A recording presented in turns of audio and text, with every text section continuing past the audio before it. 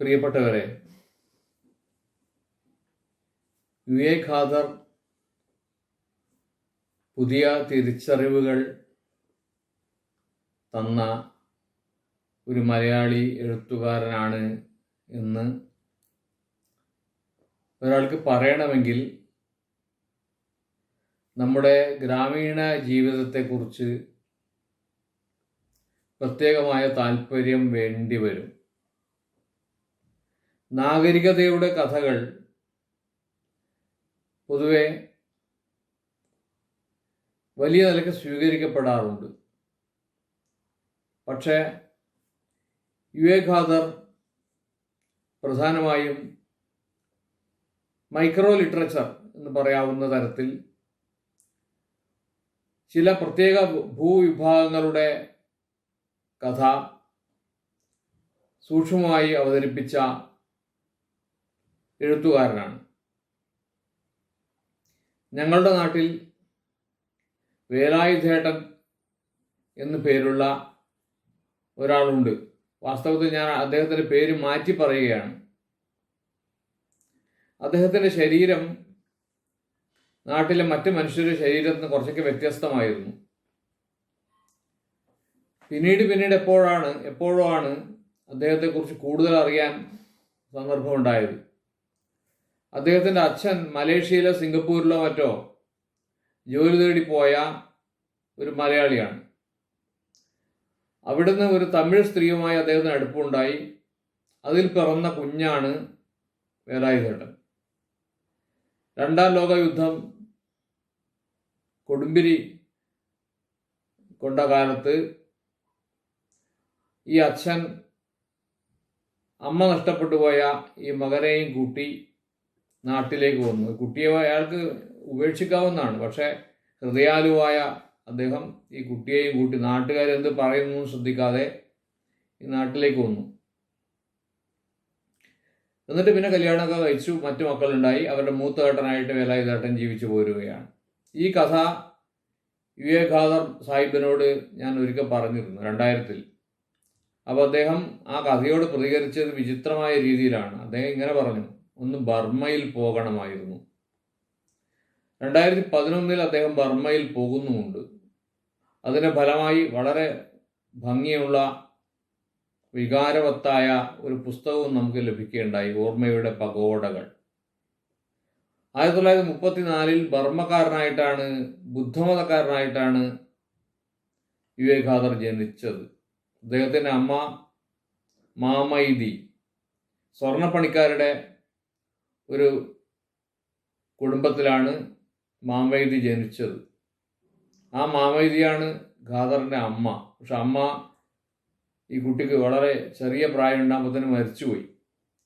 6-7 വയസ്സ് പ്രായമുണ്ടാകുമ്പോഴാണ് രണ്ടാം ലോക യുദ്ധത്തിൻ്റെ സന്ദർഭത്തിൽ അരക്കൻ പർവ്വത നിര കടന്ന് ഇന്ത്യയിലേക്ക് വന്ന ആയിരക്കണക്കിന് ബർമ്മക്കാരുടെ കൂടെ ഈ തൃക്കോട്ടൂരുകാരനായിട്ടുള്ള അച്ഛനും ഖാദറായിട്ട് മാറിയിട്ടുള്ള മകനൊക്കെ ഇന്ത്യയിലേക്ക്, അനന്തരം കേരളത്തിലേക്ക്, മലബാറിലേക്ക് വന്നത്. ഈ രണ്ട് ദേശീയതകളുടെ വിചാരങ്ങൾ ഖാദറിൻ്റെ സർഗപ്രവർത്തനത്തിൽ രൂഢമൂലമായി ഉണ്ട്, അടിസ്ഥാനപരമായി ഉണ്ട് എന്ന് നമുക്ക് ഉറപ്പിച്ച് പറയേണ്ടി വരും. അദ്ദേഹം കോഴിക്കോട്ട് പട്ടണവുമായി ബന്ധപ്പെട്ട് അതിൻ്റെ സാറ്റലൈറ്റ് പട്ടണങ്ങൾ പോലെയാണ് ഈ കൊയിലാണ്ടിയും വടകരയും ഒക്കെ, അങ്ങനെയാണ് സങ്കല്പിക്കുക. അപ്പോൾ കോഴിക്കോട് പട്ടണമായിട്ട് അദ്ദേഹത്തിന് ബന്ധമുണ്ടായി. അവിടെ അദ്ദേഹത്തിന് ചില വാരികകളൊക്കെ ജോലി ഉണ്ടായി. പിന്നെ ഗവൺമെൻറ് ജോലി കിട്ടി, ആകാശവാണിയിൽ അദ്ദേഹം ജോലി ചെയ്തു. ഇങ്ങനെയൊക്കെയാണ് അദ്ദേഹത്തിൻ്റെ കരിയർ. അപ്പോൾ അദ്ദേഹം ആദ്യകാലത്ത് എഴുതിയിട്ടുള്ള 2 പ്രധാനപ്പെട്ട കൃതികളെക്കുറിച്ച് ഞാൻ ഓർക്കുകയാണ്. ഒന്ന് ചങ്ങല മലബാറിലെ, പ്രത്യേകിച്ച് കോഴിക്കോട് ഭാഗത്തെ ഇസ്ലാമിക ജീവിതത്തിൽ, മുസ്ലിം ജീവിതത്തിൽ പരിഷ്കാരം വേണമെന്ന് പറയുന്ന ഒരു കൃതിയാണ്. ബഷീർ എൻ്റെ ഉപ്പുപകരം ആനണ്ടാർന്നു എന്ന കൃതിയിൽ ഉന്നയിക്കുന്ന ഒരു പ്രധാനപ്പെട്ട സാമൂഹ്യ വിഷയം തന്നെയാണ്. പക്ഷെ അതിൽ നിന്ന് വളരെ വളരെ വ്യത്യസ്തമായിക്കൊണ്ട് ഇന്ദുലേഖയുടെ ഓർമ്മ കൂടി നിലനിർത്തിക്കൊണ്ട് ഉണ്ടായ കൃതിയാണ് ചങ്ങല. ഖുറൈശിക്കൂട്ടം കുറേയും കൂടി തീവ്രമായിട്ട് വിശദമായിട്ട് ഇസ്ലാമിക ജീവിതം എന്ന് പറഞ്ഞാൽ ഇസ്ലാം എന്ന മതത്തിൻ്റെ തിയോളജി, അതിൻ്റെ പ്രത്യയശാസ്ത്രങ്ങൾ, ഇതൊന്നുമല്ല, അവിടുത്തെ മുസ്ലിങ്ങളുടെ ജീവിതം ലളിതമായി പറഞ്ഞാൽ അത് അവതരിപ്പിക്കുന്ന ഒരു കൃതിയാണ് ഖുറൈശിക്കൂട്ടം. പക്ഷേ മലയാളി സമൂഹത്തിൽ വിവേകാനന്ദന് വലിയ സ്ഥാനം കിട്ടിയത് 1970കളുടെ അവസാനത്തിൽ 80കളുടെ തുടക്കത്തിൽ അദ്ദേഹം എഴുതി തുടങ്ങിയിട്ടുള്ള തൃക്കോട്ടൂർ രചനകളിലൂടെ ആണ്. തൃക്കോട്ടൂർ എന്ന് പറയുന്നത് യഥാർത്ഥത്തിൽ ഇപ്പൊ തിക്കോടി എന്ന് പറയുന്ന സ്ഥലമാണ്. തിക്കോടി റെയിൽവേ സ്റ്റേഷനുണ്ട്. തിക്കോടി എന്ന് പറയുന്ന വലിയ കലാകാരൻ നമുക്കുണ്ട്. അദ്ദേഹത്തിന്റെ നാടാണ് ഈ തൃക്കോട്ടൂർ. ഇംഗ്ലീഷുകാർക്ക് തൃക്കോട്ടൂർ എന്ന് പറയാനാവാത്തത് കൊണ്ട് അവരുണ്ടാക്കിയ ചുരുക്കപ്പേരാണ് തിക്കോടി എന്ന് പറയുന്നത്. അത് പിന്നെ കൊയിലാണ്ടിക്ക് അടുത്തുള്ള സ്ഥലമാണ്. ഈ കൊയിലാണ്ടി സ്റ്റേഷന്റെ പഴയ പേര് പന്തലായിനി എന്നാണ്. ആ പന്തലായിനി ദേശം വിവേകാനന്ദന്റെ രചനകളിൽ ധാരാളം പ്രത്യക്ഷപ്പെടുന്നുണ്ട്.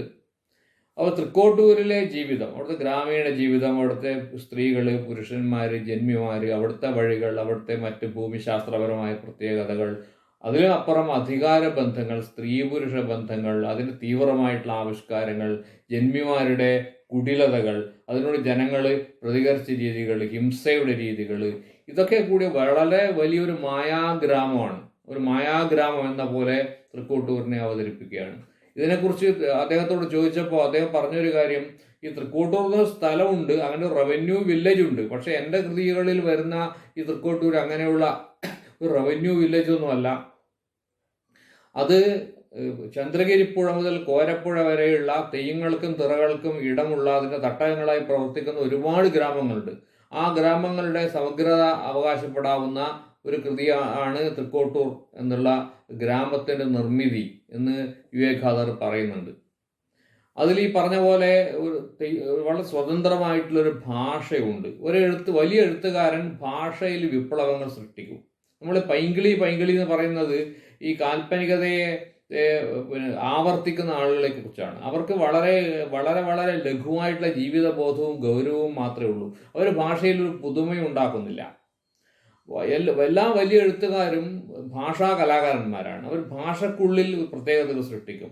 ഖാദറിന്റെ പ്രത്യേകത എന്ന് പറഞ്ഞാൽ, നമ്മളിപ്പോൾ ഏത് മലയാള എഴുത്തുകാരനെ കുറിച്ചും പറയുന്ന സമയത്തും ഒരു വിദേശ എഴുത്തുകാരനെ കുറിച്ച് പറയാനുള്ള ഒരു താല്പര്യം നമുക്കുണ്ട്. ഇന്ദുലേഖയെ കുറിച്ച് പറയുന്ന സമയത്ത് നമ്മൾ പിന്നെ ഡിസ്രേലിയെ കുറിച്ച് പറയും. മറ്റ് പല എഴുത്തുകാരെ കുറിച്ച് പറയുമ്പോഴും നമ്മൾ പല വിദേശ എഴുത്തുകാരെയും നമ്മൾ ഉദ്ധരിച്ച് ചേർക്കാറുണ്ട്. അതിൽ വലിയ തെറ്റൊന്നുമില്ല. കാരണം അവരിൽ വൈദേശികമായിട്ടുള്ള ഒരുപാട് പാരഡൈമുകളുടെ, വിചാര മാതൃകകളുടെ, സർഗമാതൃകകളുടെ ഒക്കെ സ്വാധീനം കാണും. അത് സ്വാഭാവികമാണ്. പക്ഷേ വിവേകാനന്ദർ ആ നിലക്ക് ഇതൊരു ഒറിജിനൽ റൈറ്റർ, മൗലിക പ്രതിഭയാണ്. കാരണം അദ്ദേഹത്തിൻ്റെ സാഹിത്യവും വൈദേശികമായിട്ടുള്ള സാഹിത്യവും തമ്മിൽ ഒരു ബന്ധമുള്ളതായിട്ട് എനിക്ക് തോന്നിയിട്ടില്ല. അത് വളരെ എടുത്തു പറയേണ്ട കാര്യമാണ്. അദ്ദേഹത്തിന് വൈദേശികമായിട്ടുള്ള ചിന്താമാതൃകകളുണ്ട്, സർഗാത്മകമായ വിരോധം തന്നെ ഉണ്ടായിരുന്നു എന്ന് പറയണം. ഇപ്പം ഞാൻ പറയുകയാണ്, നിങ്ങൾ കേൾക്കുകയാണ്. ആകാശവാണി വാർത്തകൾ നമ്മൾ കേൾക്കുന്നു, പത്രങ്ങൾ വായിക്കുന്നു, സാഹിത്യ പ്രബന്ധങ്ങൾ നമ്മൾ കാണുന്നു. ഇതിലൊക്കെ ഉപയോഗിക്കുന്ന മലയാളം ഇംഗ്ലീഷിൻ്റെ മട്ടിലുള്ള മലയാളമാണ്. ഇപ്പോൾ നമ്മൾ സാധാരണ പ്രസംഗങ്ങളൊക്കെ ഇംഗ്ലീഷിലാക്കാൻ ഒരു ബുദ്ധിമുട്ടുമില്ല. കാരണം മലയാളം ഒരു ട്രാൻസ്ലേഷൻ പോലെ, വിവർത്തനം പോലെയുള്ള ഒരു ആയിട്ടാണ് ഇപ്പോൾ മലയാളം മാറിയിരിക്കുന്നത്. ഇപ്പം നമ്മൾ പിന്നെ കൺട്രി സൈഡ് എന്നുള്ള വാക്ക്, ആ വാക്കിൻ്റെ ട്രാൻസ്ലേഷനാണ് നാട്ടിൻപുറം. കേരളത്തിലെ മൗലികമായിട്ട് നാട്ടിൻപുറം എന്നുള്ള സങ്കല്പം ഇല്ല. അത് നമ്മൾ നാട്ടിൻപുറം എന്നുള്ള വാക്ക് വളരെ ഒറിജിനലാണ്, വളരെ മൗലികമാണ്, കേരളീയമാണ് നമുക്ക് തോന്നും. പക്ഷേ അത് കൺട്രി സൈഡിൻ്റെ വിവർത്തനം മാത്രമാണ്. അപ്പോൾ അങ്ങനെയുള്ള ഒരു ഭാഷയായിട്ട് ഒരു 150 കൊല്ലത്തിന് അകത്ത്, അല്ലെങ്കിൽ 200 കൊല്ലത്തിനുള്ള മലയാളത്തിന് വലിയ മാറ്റം വന്നിട്ടുണ്ട്. ഇംഗ്ലീഷ് അറിയുന്ന മലയാളികൾ, ഇംഗ്ലീഷ് സ്വാധീനത്തിൽപ്പെട്ട മലയാളികൾ. പക്ഷേ വിവേകാനന്ദന്റെ രചനകളിൽ അദ്ദേഹത്തിന് ഇംഗ്ലീഷ് അറിയാം. അദ്ദേഹം നമ്മളെല്ലാവരെയും പോലെ കേരളത്തിന് വിദ്യാഭ്യാസം കിട്ടിയ ആളാണ്, കേരളീയരുമായിട്ട് ബന്ധപ്പെടുന്ന ആളാണ്. ഒരുപക്ഷെ ഇംഗ്ലീഷ് വായിക്കുന്നുണ്ടാവാം. പക്ഷേ അദ്ദേഹത്തിന്റെ എഴുത്തുകളിൽ, പ്രത്യേകിച്ച് തൃക്കോട്ടൂർ എഴുത്തുകളിൽ നമ്മൾ ഇങ്ങനെയുള്ളൊരു മലയാളമല്ല കാണുന്നത്. അദ്ദേഹത്തിന്റെ ഒരു കഥയിലെ ഒരു വാക്യം ഞാനിവിടെ വായിക്കാം.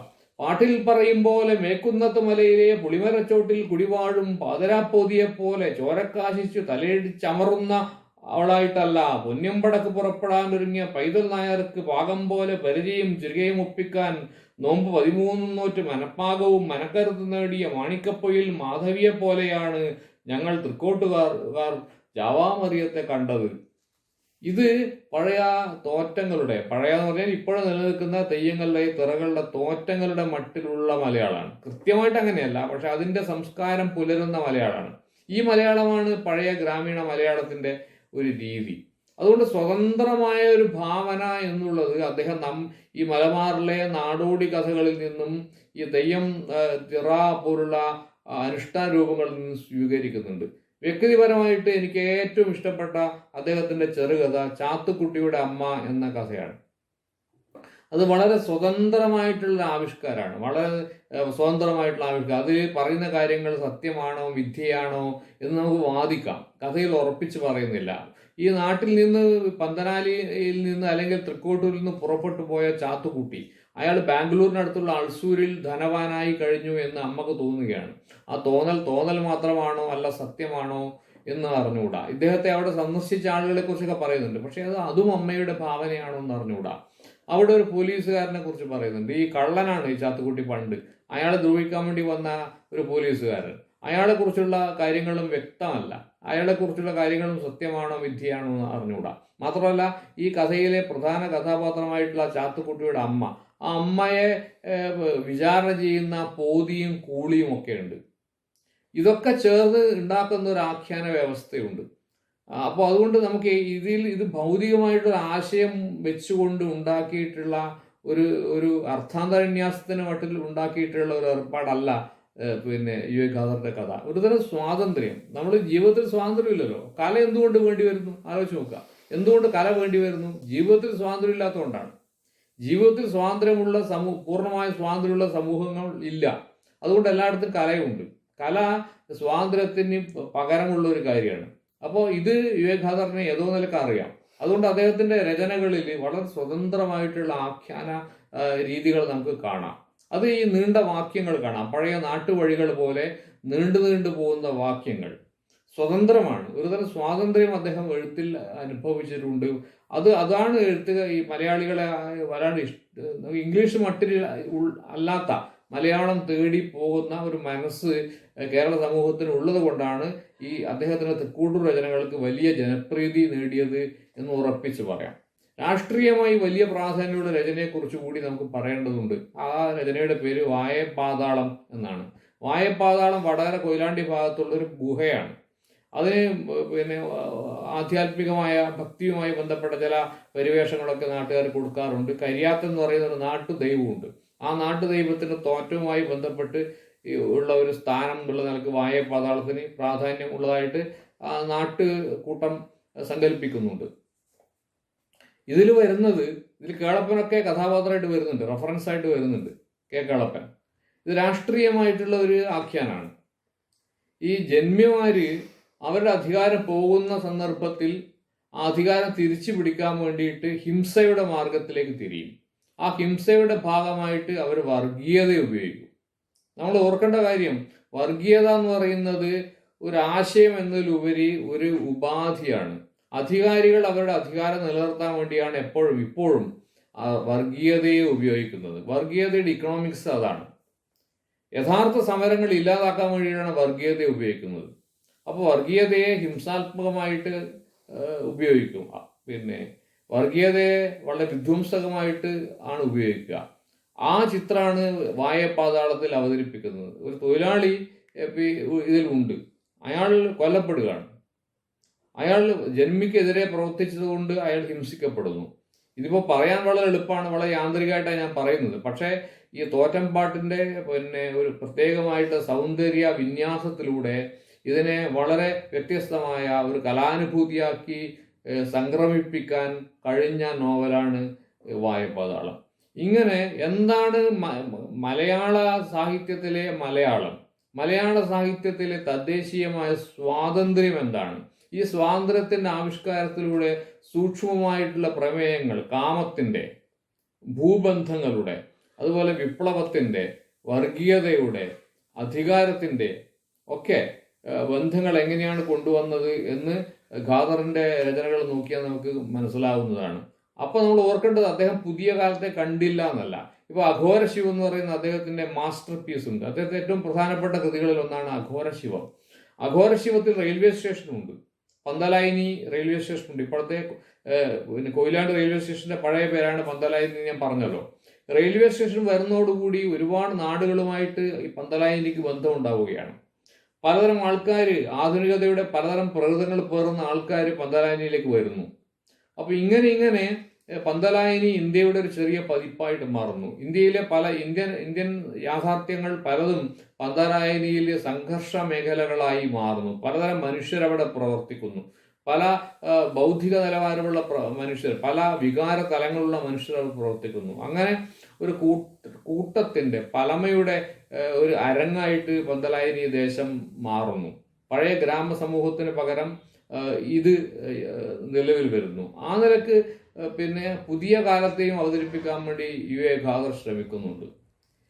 ഇനി പറയേണ്ടത് അദ്ദേഹത്തിന്റെ ആത്മകഥാപരമായിട്ടുള്ള രചനകളെ കുറിച്ചാണ്. അദ്ദേഹത്തിന് വല്ലാത്ത അപകർഷതാബോധമൊക്കെ അദ്ദേഹം ചെറുപ്പകാലത്ത് അനുഭവിച്ചിട്ടുണ്ട്. കാരണം അദ്ദേഹത്തിന്റെ ഉടൽ അങ്ങനെയാണ്. ഒരു മലയാളിയാണെന്ന് തോന്നുന്നില്ല, മലയാളി തന്നെയാണ്, പക്ഷെ കുട്ടികളൊക്കെ മലയാളിയാണ് എന്ന് വിശ്വസിച്ചിരുന്നില്ല. അപ്പോൾ അദ്ദേഹത്തിന് ആത്മകഥ എഴുതാനുള്ള പ്രേരണ ഒരുപക്ഷെ അങ്ങനെയുള്ള സന്ദർഭങ്ങളിലൂടെ ആയിരിക്കും വന്നിട്ടുണ്ടാവുക. ആത്മകഥയിലൂടെ എന്താണ് ഞാൻ എന്ന് അദ്ദേഹം അവതരിപ്പിക്കുകയാണ്. ആ ആത്മകഥകളും ആത്മകഥാപരമായ കുറിപ്പുകളും അദ്ദേഹത്തിന്റെ സാഹിത്യ രചനകളും തമ്മിൽ ചേർത്ത് വെച്ച് വായിക്കുമ്പോഴാണ് വാസ്തവത്തിൽ UA ഖാദറിന്റെ സാഹിത്യ പ്രകൃതം എന്താണ്, അദ്ദേഹം മലയാള സാഹിത്യത്തിൽ ചെയ്ത വ്യത്യസ്തമായ കാര്യങ്ങൾ എന്താണ്, അതിന്റെ കാരണങ്ങൾ എന്താണ് എന്ന് നമുക്ക് മനസ്സിലാവുന്നത്. ഒരു വാക്യത്തിൽ ഞാൻ അവസാനിപ്പിക്കുന്നു. ഞങ്ങളോടൊക്കെ വളരെ സ്നേഹം കാട്ടിയിരുന്ന, വ്യക്തിപരമായിട്ട് അടുപ്പം ഉണ്ടായിരുന്ന ആളാണ് അദ്ദേഹം. ഒരു നിർണായക സന്ദർഭത്തിൽ പുരോഗമന കലാസാഹിത്യ സംഘത്തിന്റെ സംസ്ഥാന അധ്യക്ഷനായി അദ്ദേഹം പ്രവർത്തിച്ചിരുന്നു. ഇടതുപക്ഷമാണ് ശരി എന്ന് അദ്ദേഹം വിശ്വസിച്ചിരുന്നു. ദേശാഭിമാനി വാരികയുമായി ബന്ധപ്പെട്ട് അദ്ദേഹം പ്രവർത്തിച്ചിട്ടുണ്ട്. ഈ നിലക്ക് വിശാലമായിട്ടുള്ള ഒരു ഇടതുപക്ഷ ബോധം ഖാദറിലുണ്ടായിരുന്നു. അതിൻ്റെ കൂടി വെളിച്ചത്തിലാണ് അദ്ദേഹം തൃക്കോട്ടൂരിലായാലും പുറത്തായാലും ബർമയിലായാലും മനുഷ്യ പ്രകൃതങ്ങളുടെ വൈവിധ്യത്തെ കണ്ടെടുത്തത് എന്നും അദ്ദേഹത്തിൻ്റെ കൃതികളിൽ വളരെ ജൈവമായ ഒരു ചരിത്രപരത മിടിച്ചുകൊണ്ടിരിക്കുന്നുണ്ട് എന്നും നമുക്ക് പറയാൻ വേണ്ടി കഴിയുന്നത് പ്രിയപ്പെട്ട UA ഖാദർ സാഹിബിൻ്റെ സർഗസ്മൃതികൾക്ക് മുന്നിൽ തലകുനിക്കുന്നു.